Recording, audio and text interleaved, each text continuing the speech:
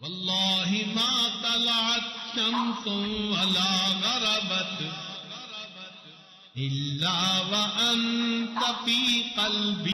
فرمایا کرتی تھیں کہ اللہ تعالیٰ نے مجھے 10 باتوں میں تمام ازواج کے اوپر فضیلت دی. پہلی فضیلت کہ اللہ تعالیٰ نے میری صورت اپنے محبوب کو دکھا دی کہ یہ دنیا میں اور جنت میں آپ کی زوجہ بنے گی. دوسری فضیلت کہ میں ہی تھی جو کنوارے پن میں نبی علیہ السلام کے نکاح میں آئی. جتنی بھی باقی ازواج مطہرات تھیں یا تو وہ بیوائیں تھیں یا مطلقہ تھیں، میں ہی تھی جو کنواری تھی اور اللہ کے محبوب کے نکاح میں آئی. اور فرماتی تھیں کہ میں نبی علیہ السلام کے ساتھ ایک بستر پہ لیٹی ہوتی تھی کہ اس حال میں اللہ کا قرآن نازل ہوتا تھا. فرماتی تھیں کہ میں ہی تھی کہ جس کی پاک دامنی کی گواہی اللہ رب العزت نے اپنے قرآن میں عطا فرمائی. پانچویں فضیلت فرمایا کرتی تھیں کہ ایک موقع پر نبی علیہ السلام کو جھنڈا بنا کر لہرانے کی ضرورت تھی اور آپ کوئی چیز ڈھونڈ رہے تھے. جب مجھے پتہ چلا تو میرا ایک دوپٹہ تھا جو سفید بیک گراؤنڈ تھا اور اس میں کالی لائنیں لگی ہوئی تھی. میں نے وہ اللہ کے محبوب کی خدمت میں پیش کیا. اللہ تعالیٰ کے محبوب نے اپنے مبارک ہاتھوں سے میرے دوپٹے کو اسلام کا جھنڈا بنا کر لہرایا. چھٹی فضیلت یہ فرماتی تھیں کہ میرے ماں اور باپ دونوں مہاجر اور صحابی تھے. یہ فضیلت کسی اور کو حاصل نہیں تھی. ساتویں فضیلت فرماتی تھیں کہ میں کئی دفعہ لیٹی ہوتی تھی سامنے اور اللہ تعالیٰ کے محبوب نماز پڑھتے تھے. یہ فضیلت آپ کی ازواج میں سے کسی اور کو حاصل نہیں تھی. آٹھویں فضیلت کہتی تھی کہ اللہ تعالیٰ کے محبوب کئی مرتبہ میرے ساتھ اکٹھے غسل فرماتے. ایک برتن میں پانی ہوتا، ہم دونوں قریب بیٹھ کر نہا رہے ہوتے. کبھی میں پیالے سے پانی اپنے اوپر ڈالتی اور کبھی اللہ کے محبوب اپنے اوپر پانی ڈالتے. یوں مل کے نہانے کی فضیلت میرے سوا کسی اور زوجہ کو حاصل نہیں ہوئی. نویں فضیلت کہا کرتی تھی کہ میں بستر پر بیٹھی تھی اور اللہ رب العزت کے محبوب میرے سینے پر اپنا سر رکھ کر ٹیک لگائے ہوئے تھے کہ اس حال میں اللہ تعالیٰ کے محبوب نے اس دنیا سے پردہ فرمایا. اور 10ویں فضیلت کہا کرتی تھی کہ میرے ہی حجرے کو اللہ رب العزت نے اپنے محبوب کے لیے پسند کیا اور اسے جنت کا باغ کہا اور جنت کے باغ میں اللہ کے محبوب قیامت تک آرام فرما رہے ہیں. اس کے علاوہ بھی ان کی فضیلتیں تھیں. مثلا اس عاجز کے ذہن میں یہ بات آتی ہے کہ ازواج مطہرات میں وہی تھیں جو آپ صلی اللہ علیہ وسلم کے خلیفہ صدیق اکبر رضی اللہ تعالی عنہ کی بیٹی تھیں جو آپ کے پہلے خلیفہ بنے اور جن کو نبی علیہ السلام نے صدیق کا لقب دیا. یہ فضیلت بھی کسی اور کو حاصل نہیں. اور اللہ تعالیٰ نے قرآن مجید میں جو آیت نازل فرمائی اس میں مغفرت اور رزق کریم کا جو وعدہ کیا وہ براہ راست انہی کے بارے میں تھا. یہ فضیلت بھی کسی اور کو حاصل نہ ہوئی. فرماتی تھی کہ کئی مرتبہ ہم کھانا کھا رہے ہوتے تو اللہ تعالیٰ کے محبوب گوشت کی بوٹی کھاتے اور آدھی بوٹی کھانے کے لیے مجھے عطا فرما دیتے. ایسا ہوتا کہ میں پانی پی رہی ہوتی اور اللہ کے محبوب مجھے فرماتے کہ میرے لیے پانی بچا لینا اور میرا بچا ہوا پانی اللہ رب العزت کے محبوب نوش فرماتے. اکثر ایسا ہوتا کہ اللہ کے محبوب میری گود میں اپنا سر مبارک رکھ کر سو جاتے.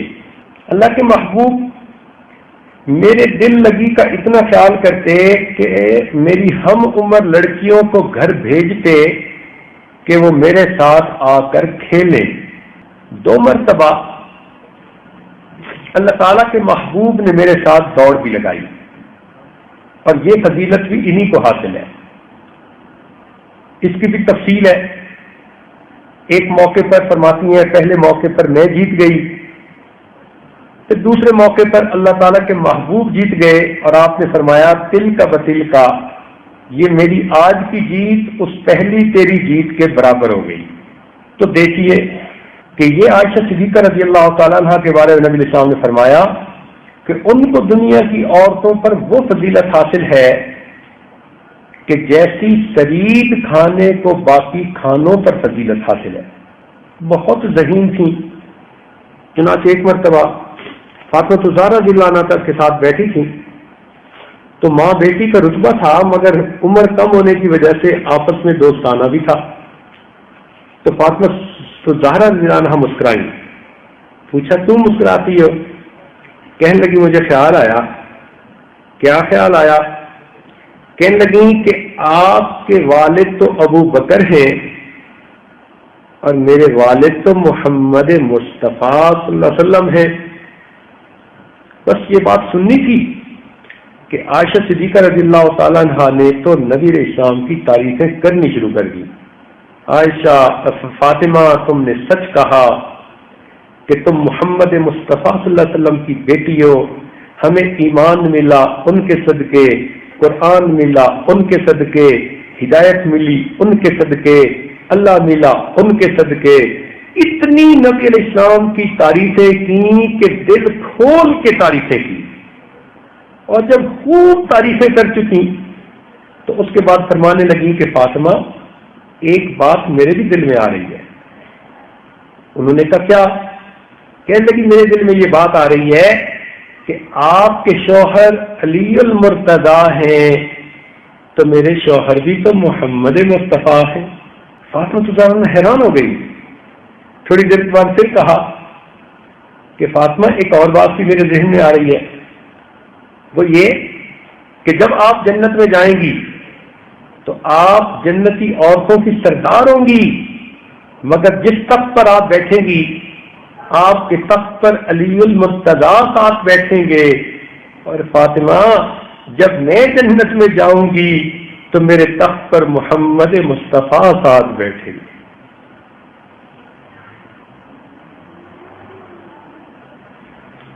چنانچہ ان کی نمایاں واقعات میں سے چند باتیں میں آپ کے سامنے آج پیش کرنا چاہ رہا ہوں.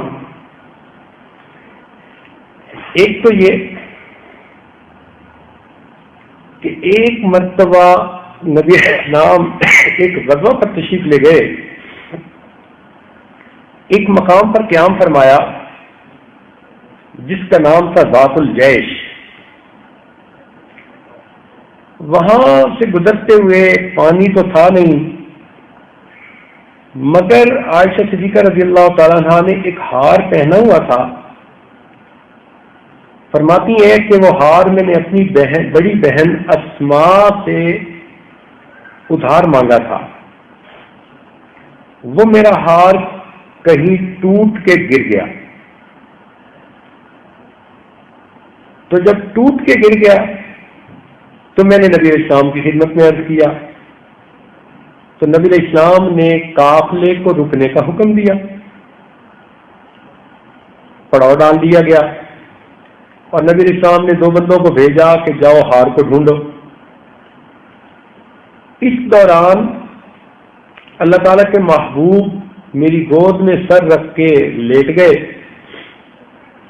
فرماتی ہے کہ صحابہ کرام نے محسوس کیا کہ اگلی نماز کا وقت قریب ہے اور پانی یہاں ہے نہیں، اور اللہ تعالیٰ کے محبوب نے پڑاؤ کا حکم دے دیا. تو ان میں سے ایک میرے والد کے پاس آئے اور آ کر کہنے لگے کہ دیکھیں آپ کی بیٹی کا ہار ڈھونڈنے کے لیے یہاں پڑاؤ ڈالا گیا اور پانی ہے نہیں اور نماز کا وقت قریب ہو گیا تو کیا بنے گا؟ تو صدیق اکبر اللہ تعالیٰ عنہ غصے میں میرے خیمے میں آئے. اللہ تعالیٰ کے محبوب آرام فرما رہے تھے تو صدیق اکبر اللہ عنہ نے مجھے آہستہ آواز سے ڈانٹا اور کہا کہ عائشہ کیا مصیبت تم نے کھڑی کر دی کہ تمہارے ایک ہار کی وجہ سے پورے قافلے نے رکنا کو روک لیا گیا؟ تم ایسی بے موقع بات کیوں کرتی ہو؟ اور یہ کہہ کے فرماتے ہیں کہ ابوبکر صدیق لانو جو میرے والد تھے انہوں نے میرے بازو کے گوشت پر چٹکی بھری جیسے غصے میں مائیں اپنے بچوں کی چٹکی بھرتی ہیں. تو وہ فرماتی ہیں کہ مجھے سخت تکلیف ہوئی مگر میں ڈانٹ بھی برداشت کر گئی، چٹکی کی تکلیف بھی برداشت کر گئی، اس لیے کہ میری گود میں اللہ کے محبوب سوئے ہوئے تھے، کہیں ان کی نیند میں خلل نہ آ جائے. فرماتی ہیں کہ میرے اس صبر کا اللہ نے فوراً اجر دیا کہ اللہ رب العزت کے محبوب جب تھوڑی دیر بعد اٹھے تو آپ کے اوپر اللہ کا قرآن نازل ہوا اور اس میں تیمم کر کے نماز پڑھنے کی آیات نازل ہو گئی. فرماتے ہیں کہ پھر میرے والد مسکراتے اور ہنستے ہوئے میرے پاس آئے اور کہنے لگے عائشہ تو کتنی خوش قسمت ہے کہ تیری وجہ سے اللہ نے امت کے لیے آسانی کر دی، اب اگر کہیں پانی نہ ملے تو امت کے لیے تیمم کر کے نماز پڑھنے کا مسئلہ واضح ہو گیا. صحابہ کرام فرمایا کرتے تھے کہ اما عائشہ صدیقہ کا یہ احسان ہم کبھی بھی نہیں بھول سکتے.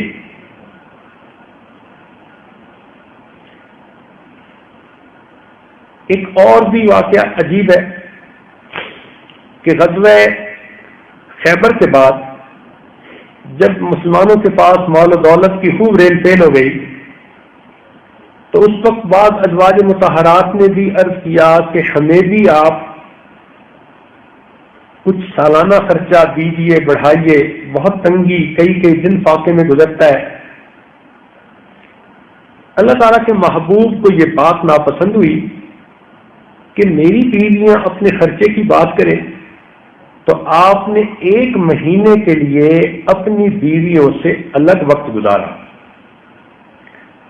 تو اس کے بعد آیات تخییر نازل ہوئی جس میں اللہ تعالیٰ نے فرمایا یا نساء النبی کہ اے نبی علیہ السلام کی بیویوں اگر تم دنیا اور اس کی زیب و زینت کو چاہتی ہو تو ہم تمہیں کئی گنا مال دے دیں گے مگر تمہیں نبی علیہ السلام سے دور ہونا پڑے گا، اور اگر تم نبی علیہ السلام کو پسند کرتی ہو تو پھر تمہیں اس قسم کا کوئی مطالبہ ہی نہیں رکھنا پڑے گا. تو جب یہ آیات اتری تو فرماتی ہیں کہ اللہ تعالیٰ کے محبوب سب سے پہلے میرے پاس آئے اور اللہ تعالیٰ کے محبوب کے دل میں یہ بات تھی کہ عائشہ عمر میں چھوٹی ہے، پتہ نہیں یہ کیسا فیصلہ کر سکے یا نہ کر سکے. تو نبی علیہ السلام نے فرمایا عائشہ میں تمہارے سامنے ایک بات پیش کر رہا ہوں مگر تم فیصلہ کرنے سے پہلے اپنے والدین سے مشورہ کر لینا. اس سے نبی علیہ السلام کی محبت کا پتہ چلتا ہے کہ آپ نہیں چاہتے تھے کہ یہ مجھ سے دور ہو. تو آپ نے فرمایا کہ عائشہ تم اپنے والدین سے مشورہ کر لینا. میں نے پوچھا کون سی بات؟ تو نبی علیہ السلام نے بتایا کہ اللہ تعالیٰ کی اس طرح سے وحی اتری ہے کہ یا تم دنیا کی زیب و زینت کو پسند کر لو تو تمہیں ہم کئی گنا زیادہ دے دیں گے، دنیا کا مال و دولت ریل پیل دے دیں گے، تم کو خوش کر دیں گے، یا پھر تم اللہ کے محبوب کو چن لو. تو فرماتی ہیں کہ میں نے اسی وقت کہا کہ اتنے مجھے والدین سے مشورہ کرنے کی کیا ضرورت ہے، میں دنیا کی زیب و زینت کو چھوڑتی ہوں اور اللہ کے محبوب کو اپنے لیے پسند کرتی ہوں. یہ سن کر اللہ کے محبوب مسکرائے. تو میں نے کہا کہ اللہ کے محبوب میرا یہ جواب باقی ازواج مطہرات کو نہ بتانا. اللہ کے محبوب نے کہا نہیں، میں تو سچ سچ کہنے والا ہوں۔ چنانچہ باقی ازواج مطہرات کو جب پتہ چلا کہ ام المومنین عائشہ صدیقہ نے یہ کہا تو سب نے وہی الفاظ کہے، چنانچہ سب ازواج مطہرات نے اللہ کے محبوب کو پسند فرما لیا۔ یہ بھی ایک عجیب واقعہ ہے کہ جب نبی علیہ الصلوۃ والسلام پردہ فرمانے سے تھوڑی دیر پہلے عائشہ صدیقہ رضی اللہ تعالیٰ عنہا کی گود میں سر رکھ کے آرام فرما رہے تھے، تو اس وقت ان کے بھائی عبد الرحمن آئے اور ان کے ہاتھ میں ایک مسواک تھا۔ نبی علیہ السلام نے جب اس مسواک کو دیکھا تو ذرا توجہ سے دیکھا تو بیویاں تو اپنے میاں کی منشا کو پہچانا کرتی ہیں، فرماتی ہیں میں نے پہچانا کہ اللہ کے محبوب مسواک کرنا چاہتے ہیں، تو میں نے وہ مسواک لے کے اللہ کے محبوب کو دی، مگر وہ ذرا سخت تھی، تو میں نے پہچانا کہ یہ سخت ہے، تو میں نے پوچھا اے اللہ کے محبوب میں آپ کو نرم بنا کر دوں؟ تو محبوب نے اشارے سے کہا ہاں۔ فرماتی ہیں میں نے اس مسواک کو چبایا اور میرے چبائے ہوئے نرم کیے ہوئے مسواک کو اللہ کے محبوب نے اپنے منہ میں لے کر چبایا۔ وہ فرماتی تھیں کہ یہ فضیلت بھی مجھے ملی کہ آپ کے پردہ فرمانے سے پہلے میرے منہ کا لعاب اللہ تعالیٰ کے محبوب کے منہ کے لعاب کے ساتھ مل گیا۔ پھر ایک واقعہ ایسا ہے کہ جو آپ کی زندگی میں پیش آیا، مگر وہ واقعہ بڑا عجیب ہے۔ ہوا یہ کہ غزوہ بنی مصطلق میں نبی علیہ الصلوۃ والسلام کے ساتھ عائشہ صدیقہ رضی اللہ تعالی عنہا تھی۔ جب وہاں سے واپسی ہونے لگی تو نبی علیہ السلام نے کوچ کا حکم دیا۔ دستور اس زمانے میں یہ تھا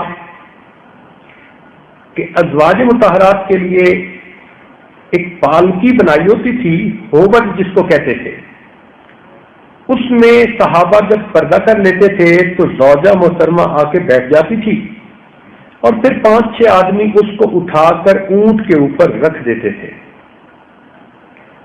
تو فرماتی ہیں کہ جب تیاری ہونے لگی تو میں نے سوچا کہ سفر لمبا ہوگا تو بہتر ہے کہ میں قضائے حاجت سے فارغ ہو جاؤں۔ جب میں قضائے حاجت سے فارغ ہو کر آ گئی اور ہوبج میں بیٹھنے لگی تو لوگوں نے پردہ کیا ہوا تھا۔ اس وقت مجھے خیال آیا کہ میرا ایک ہار تھا جو کہیں گر گیا، تو میں نے سوچا کہ ابھی تو کچھ وقت ہوگا، اس لیے بہتر ہے کہ میں ہار کو ڈھونڈ آتی ہوں جہاں میں گئی تھی۔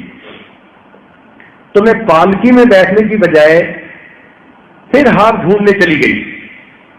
تھوڑی دیر بعد صحابہ کرام جب متوجہ ہوئے تو انہوں نے یہ محسوس کیا کہ شاید ام المومنین اندر بیٹھ گئی ہیں، لہذا انہوں نے اس پالکی کو اٹھا کر اوپر رکھ دیا۔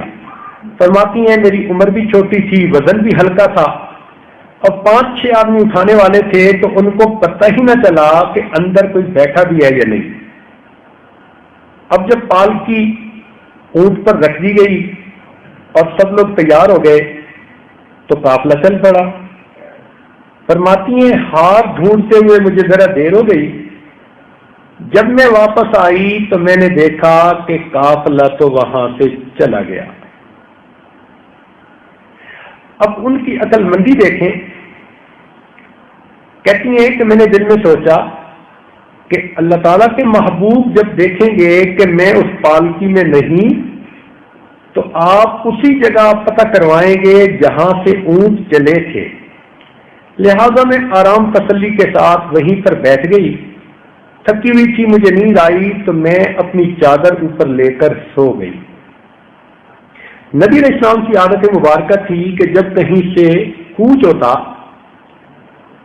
تو وہاں ایک صحابی کو متعین کر دیتے تاکہ وہ بعد میں دیکھیں کوئی گری پڑی چیز، کوئی بھولی چیز رہ جائے تو ان تمام چیزوں کو سمیٹ کر وہ پیچھے سے لے آئیں۔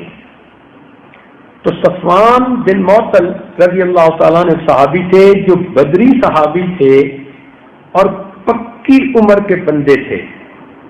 ان کو نبی علیہ السلام نے اس کام کے لیے ڈپیوٹ کر دیا.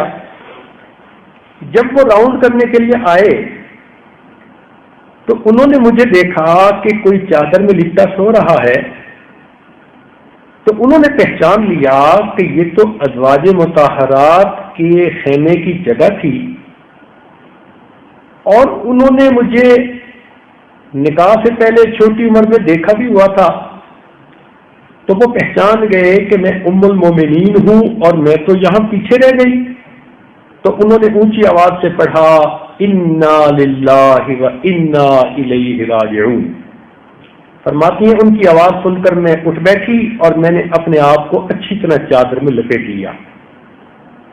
انہوں نے اپنے اونٹ کو میرے قریب بٹھا دیا، میں اونٹ کے اوپر بیٹھ گئی اور وہ اس کی رسی پکڑ کے چل پڑے حتیٰ کہ وہ جا کر قافلے کے ساتھ مل گئے.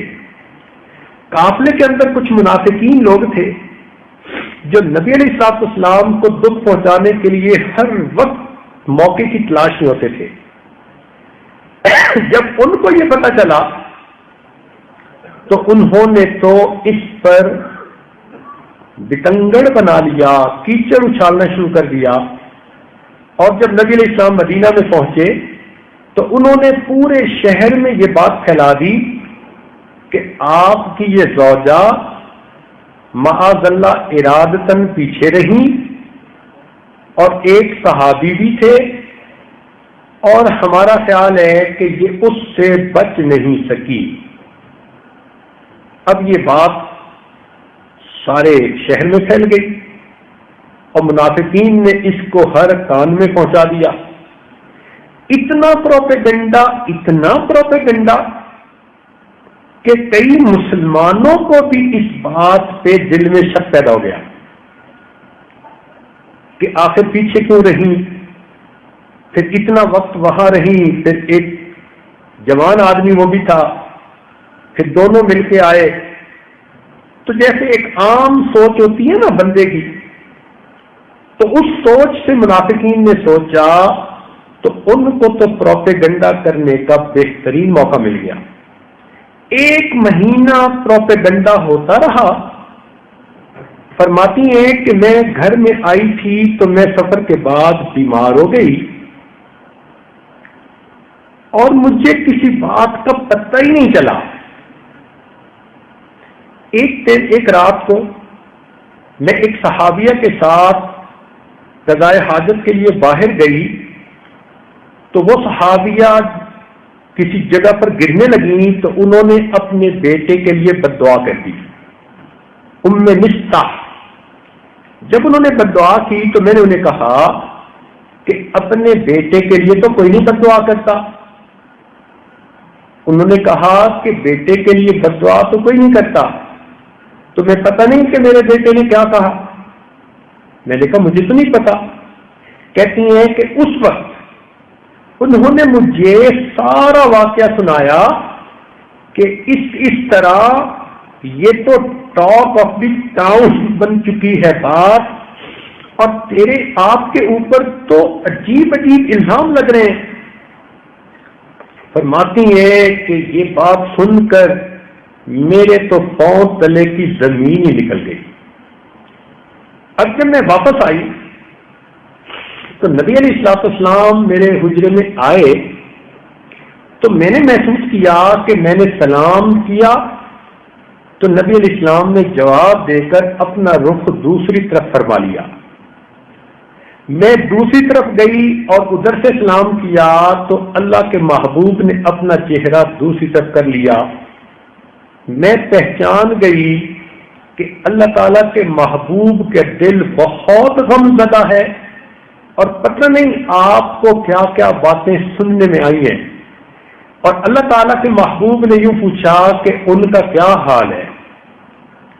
فرماتی ہیں کہ یہ جو الفاظ تھے نا کہ ان کا کیا حال ہے، میرے بارے میں میری حالت پوچھ رہے ہیں بیمار کی، اور یوں فرماتے ہیں کہ ان کا کیا حال ہے.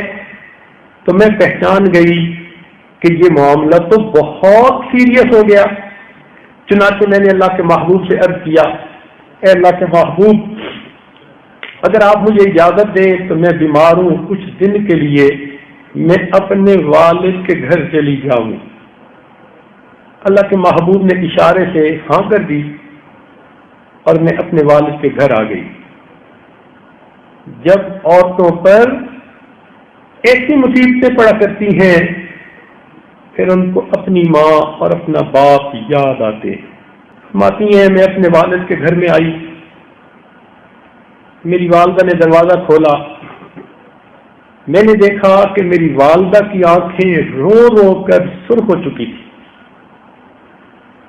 جب اندر پہنچی تو میں نے دیکھا کہ میرے والد ابوبکر صدیق لانو چارپائی پر بیٹھے ہیں، قرآن کی تلاوت کر رہے ہیں اور ان کی آنکھوں سے آنسو ٹپ ٹپ گر رہے ہیں۔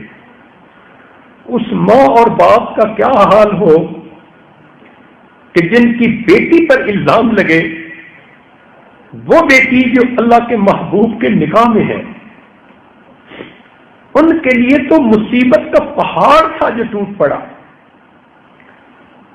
فرماتی ہیں کہ جب میں نے اپنی والدہ کو بھی غمزدہ دیکھا، اپنے والد کو بھی غمزدہ دیکھا، تو اب میں سوچنے لگی کہ اب میں کس کے پاس جاؤں؟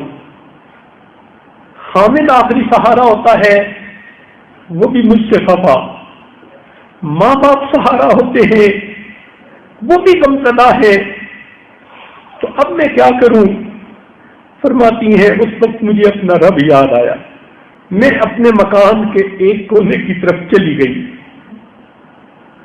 میری والدہ نے پیچھے سے مجھے دیکھا کہ بیٹی غمزدہ ہے، کہیں کوئی انتہائی قدم نہ اٹھا لے، مگر میں نے مصلی بچھایا اور مصلی بچھا کر میں سجدے میں چلی گئی اور میں نے اللہ رب العزت سے دعا کرنی شروع کر دی، اے مسکینوں کے پروردگار، اے ضعیفوں کے پروردگار، اللہ سب فریاد کرنے والے تیرے دروازے کو کھٹکھٹاتے ہیں، آج تیرے محبوب کی حمیرہ بھی تیرے دروازے کو کھٹکھٹاتی ہے۔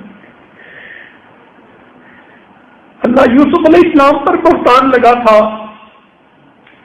آپ نے ان کی پاک دامنی کو واضح فرما دیا۔ بی بی مریم پر بہتان لگا تھا، ان کی بھی پاک دامنی کو واضح فرما دیا۔ اللہ آج آپ کے محبوب کی حمیرہ پہ بھی بہتان لگا ہے، میں فریاد کرتی ہوں اللہ میرے محبوب کے دل کو میری طرف سے صاف فرما دیجئے، ان کو تسلی دے دیجئے۔ فرماتی ہیں میں رو رہی تھی، دعائیں کر رہی تھی، ادھر اللہ تعالیٰ کے محبوب انہوں نے گھر کی عورتوں سے میرے بارے میں تحقیق کی۔ چنانچہ فرماتی ہیں کہ انہوں نے زینب بن جحش سے پوچھا کہ تم عائشہ کے بارے میں کیا کہتی ہو؟ تو انہوں نے جواب دیا کہ میں نے ان میں خیر کے سوا کچھ نہیں پایا۔ پھر انہوں نے گھر میں کام کرنے والی ام ایمن سے پوچھا کہ تم عائشہ کے بارے میں کیا جانتی ہو؟ اس نے کہا کہ بھولی بھالی لڑکی ہے، اتنی بات ہے کہ سوئی رہتی ہے اور کئی مرتبہ آٹا بکری کھا جاتی ہے، اس کے علاوہ تو میں نے اور کوئی چیز نہیں دیکھی۔ تو اللہ تعالیٰ کے محبوب کو گھر کی عورتوں سے تسلی ہو گئی میرے بارے میں، چنانچہ آپ مسجد نبوی میں تشریف لائے۔ کیونکہ ایک مہینے سے اللہ تعالیٰ کے محبوب غمزدہ تھے تو آپ کے جان نثار پروانے صحابہ بھی بہت دکھی تھے۔ چنانچہ نبی علیہ السلام مسجد میں آ کر بیٹھے، صحابہ بھی خاموش ہیں، آنکھوں سے آنسو کی لڑیاں ٹوٹ رہی ہیں اور اللہ کے محبوب خاموش بیٹھے ہیں۔ نبی علیہ السلام نے اس وقت صحابہ سے بھی مشورہ کیا۔ صدیق اکبر تو چونکہ والد تھے اور اپنے گھر پر تھے، باقی صحابہ وہاں موجود تھے، تو نبی علیہ السلام نے عمر بن خطاب عنہ سے پوچھا، عمر آپ اس معاملے میں کیا کہتے ہیں؟ تو عمر رضی اللہ تعالیٰ عنہ نے جواب دیا، اے اللہ کے محبوب، اللہ تعالیٰ نے آپ کو اتنا پاک فرمایا اور بنایا کہ گندی مکھی بھی کبھی آپ کے جسم کے ساتھ نہیں لگی. یہ کیسے ممکن ہے کہ آپ کی زوجہ جس کے ساتھ آپ ایک بستر پہ رات گزاریں اس کے اندر کوئی گندگی ہو؟ اور یہ بات کہہ کر انہوں نے کہا کہ میرا تو دل کہتا ہے سبحانک ھذا بہتان عظیم، یہ تو بہت بڑا بہتان ہے. نبی علیہ السلام نے اس کے بعد عثمان غنی رضی اللہ عنہ سے پوچھا آپ اس بارے میں کیا کہتے ہیں؟ عثمان رضی اللہ عنہ نے جواب دیا اے اللہ کے نبی، آپ کو اللہ تعالیٰ نے اتنی عظمت دی کہ آپ کا سایہ بھی زمین سے نہیں پڑتا، اس لیے کہ کسی کا پاؤں اس سائے کے اوپر نہ پڑ جائے. تو جس پروردگار نے آپ کے سائے پر دوسروں کے پاؤں پڑنے کو پسند نہ کیا، یہ کیسے ممکن ہے کہ آپ کی زوجہ پر دوسرے کو قابو اللہ تعالیٰ عطا فرما دے؟ نبی علیہ السلام نے سنا تو آپ کو کچھ مزید تسلی ہوئی. علی رضی اللہ عنہ بیٹھے تھے، پوچھا علی آپ کیا کہتے ہیں؟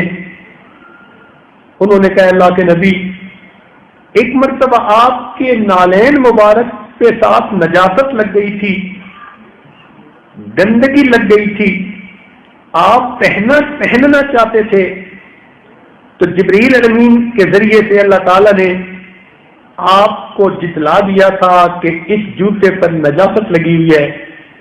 تو جو پروردگار نجاست والا جوتا آپ کو پہننے نہیں دیتا، وہ نجاست والی بیوی آپ کے بستر پر کیسے آنے دے گا؟ اللہ کے محبوب کو تسلی ہو گئی، مگر آپ خاموش تھے. تو علی رضی اللہ عنہ نے آپ کا دل رکھنے کے لیے کہا اللہ کے نبی کیوں غمزدہ ہوتے ہیں؟ آپ کے لیے عورتوں کی کمی تو کوئی نہیں ہے. جب انہوں نے یہ بات کہی تو عمر رضی اللہ عنہ کو پھر جوش آیا، کھڑے ہو گئے، کہنے لگے اللہ کے محبوب آپ مجھے اتنا بتلا دیجیے کہ آپ نے ان سے اپنی مرضی سے نکاح کیا تھا یا اللہ رب العزت کی مرضی سے نکاح کیا؟ تو نبی علیہ السلام نے انگلی کا اشارہ آسمان کی طرف کر دیا کہ میں نے اللہ رب العزت کی مرضی سے نکاح کیا. تو عمر رضی اللہ عنہ نے کہا اے اللہ کے محبوب، جس کو اللہ نے آپ کی بیوی بنایا اس کے بارے میں تو اس بات کا تصور بھی نہیں کر سکتے. آپ عمر کو اجازت دیں، میری تلوار ان منافقین کی گردنوں کے لیے کافی رہے گی.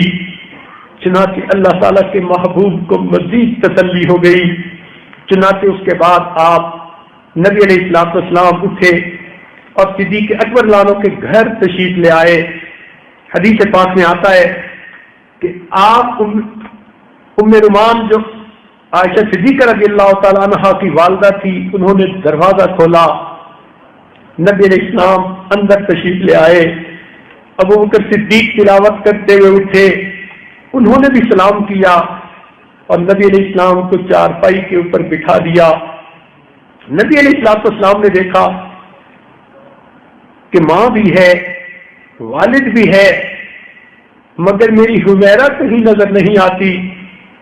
تو نبی علیہ السلام نے پوچھا حمیرہ کہاں؟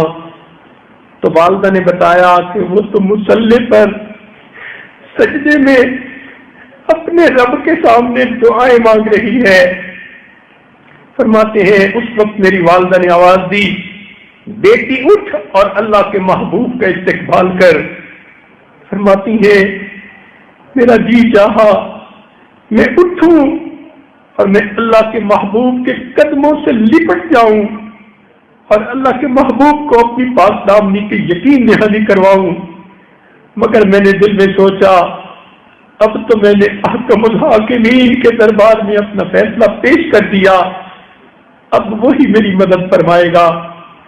کہتی ہیں یہ آواز سن کر میں اٹھی اور آ کر میں نبی علیہ السلام کے قریب بیٹھ گئی. اللہ رب العزت کے محبوب کی طبیعت میں غصہ نہیں تھا، شفقت تھی. آپ میری طرف متوجہ ہوئے فرمایا عائشہ اگر تم پاک دامنی پر ہو تو اللہ تعالیٰ تمہیں تمہاری پاک دامنی کی وضاحت فرما دے گا، اور اگر تم سے کوئی غلطی ہوئی تو عائشہ استغفار کر لو، توبہ کر لو، اللہ تعالیٰ توبہ کرنے والوں کی توبہ کو قبول کر لیتے ہیں۔ اللہ کے محبوب کے ان الفاظ میں خامدوں کے لیے کتنا بڑا سبق ہے کہ بیوی پہ زنا کا الزام لگے، پورے شہر کے اندر اس کا ڈنڈورا پیٹے، اللہ کے محبوب ناراض پھر بھی نہیں، سمجھاتے ہیں اے عائشہ اگر تم سے کوئی غلطی ہوئی تم استغفار کرو اور اللہ سے معافی مانگو، اللہ تعالیٰ توبہ کو قبول کرنے والا ہے۔ فرماتی ہیں جب یہ آپ صلی اللہ علیہ وسلم نے الفاظ کہے تو میرے ضبط کے بندھن ٹوٹ گئے، میری آنکھوں سے آنسو آنے لگ گئے۔ میں نے اپنی والدہ کو دیکھ کر کہا امی میں چھوٹی عمر کی ہوں، آپ ہی میری طرف سے کوئی جواب دے دیجئے۔ والدہ رو کر کہنے لگی بیٹی ہم کیا کہہ سکتے ہیں؟ میں نے والد کی طرف آنکھ اٹھا کر دیکھا، ابو آپ میرے بارے میں آپ صلی اللہ علیہ وسلم کو جواب دے، مگر وہ بھی اتنے غم زدہ تھے کہ ان کی بھی زبان نہیں کھلتی تھی۔ جب میں نے دیکھا کہ اب نہ ماں جواب دے رہی ہے نہ باپ جواب دیتا ہے تو جواب تو مجھے ہی دینا پڑے گا۔ فرماتی ہیں مجھے کچھ سمجھ نہیں آ رہا تھا، میں نے اتنی بات کہی اے اللہ کے محبوب آپ اتنی لوگوں کی باتیں سن چکے ہیں، اگر میں آپ کو یقین دہانی بھی کروانے کی کوشش کروں گی تو شاید آپ کے دل میں یہ بات نہ آئے، لہذا میں وہی کہتی ہوں پھر یعقوب علیہ السلام نے کہا تھا فصبر جمیل، میں صبر کرتی ہوں، اور یہ کہا تھا انما اشکو بثی وحزنی الی اللہ، میں اپنا غم اور اپنا دکھ اور درد اللہ کو پیش کرتی ہوں۔ فرماتی ہیں میرے دکھی دل سے یہ آواز نکلی اور اللہ رب العزت کی رحمت آ گئی۔ میں دل میں سوچا کرتی تھی کہ اللہ تعالیٰ نبی علیہ السلام کو خواب کے ذریعے سے حقیقت کی اطلاع دے دیں گے، مگر میں نے کیا دیکھا اللہ کے محبوب کی آنکھیں بند ہو گئی، اور سردی کے موسم میں آپ کی پیشانی پر پسینے کے قطروں کے ستارے چمکنے لگے، اور اللہ کے محبوب نے اپنے اوپر کپڑا ڈال لیا۔ یہ تو کیفیت تھی کہ جس میں وحی اترتی تھی۔ فرماتی ہیں جب میری والدہ نے اور والد نے دیکھا کہ اللہ کے محبوب پہ وحی اتر رہی ہے تو انہوں نے بلک بلک کے رونا شروع کر دیا۔ ان کو نہیں پتا تھا کہ اللہ کے محبوب پر کیا وحی اترے گی۔ فرماتی ہے تھوڑی دیر کے بعد اللہ کے محبوب نے جب کپڑا ہٹایا تو آپ کا مسکراتا چہرہ اس طرح سامنے آیا جس طرح چاند، جس طرح بادلوں میں سے چودھری کا چاند نکل آتا ہے۔ آپ نے فرمایا عائشہ تمہیں مبارک ہو، اللہ نے تمہاری برات خود عطا فرما دی، اور ایک آیت نہیں، دو آیت نہیں، 10 آیتیں اللہ نے تمہاری پاک دامنی کے بارے میں نازل فرمائی، اور ارشاد فرمایا اولئک مبرؤون مما یقولون، یہ بری ہیں ان تمام باتوں سے جو باتیں کہ یہ منافق کرتے ہیں۔ فرمانے لگے کہ یہ بات سن کر میری والدہ کے چہرے پر خوشی کی لہر دوڑ پڑی، کہنے لگی بیٹی اٹھ اور اللہ کے محبوب کا شکریہ ادا کر۔ تو فرمانے لگی کہ میں ناز میں آ کر کہنے لگی میں اللہ کا شکر ادا کرتی ہوں جس نے میری لاج رکھ لی۔ سنیے جب عورت پاک دامن ہوتی ہے تو اللہ رب العزت اس کو دنیا میں رسوا نہیں ہونے دیتے، بلکہ اللہ تعالیٰ آسمانوں سے اس کے لیے گواہیاں دے دیا کرتے ہیں۔ لہذا جو عورت آج ان 3 باتوں کے اوپر پابند رہے، نیکوکار بنے، اپنے خاوند کے ساتھ دل کی محبت رکھنے والی بنے، اور اپنے ناموس اور اپنے مال اور اولاد کے بارے میں امانت کرنے والی ہو، وہ عورت اللہ تعالیٰ کی پسندیدہ عورت ہے۔ اللہ تعالیٰ تمام عورتوں کو انصاف کے مطابق زندگی گزارنے کی توفیق عطا فرمائے۔ وآخر دعوانا ان الحمد للہ رب العالمین۔